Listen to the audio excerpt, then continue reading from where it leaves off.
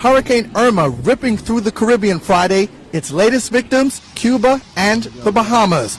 Already considered one of the fiercest storms ever to make its way through the Atlantic Ocean, Irma's Category 4 speeds upgraded Friday to 155 miles per hour. So far, 21 people have been killed by the storm and whole islands completely wiped out in its path. Cubans doing what they can to limit personal loss, says Reuters correspondent Sarah Marsh, who is on Cuba's northern coast.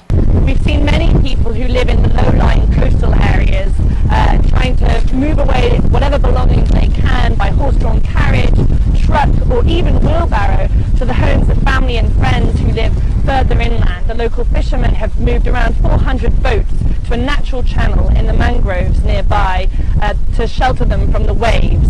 In the British Virgin Islands, boats smashed and destroyed, and this nearby homeowner getting a first-hand glimpse of what Irma's devastatingly high winds can do. Our house has already been destroyed at half.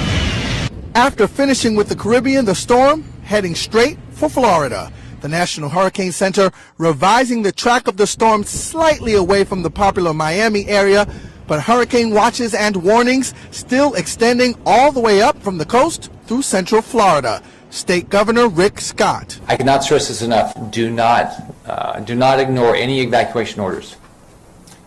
All Floridians should be prepared to evacuate. Long lines as Floridians try to get into evacuation centers, and traffic is bumper to bumper as many flee for safer ground.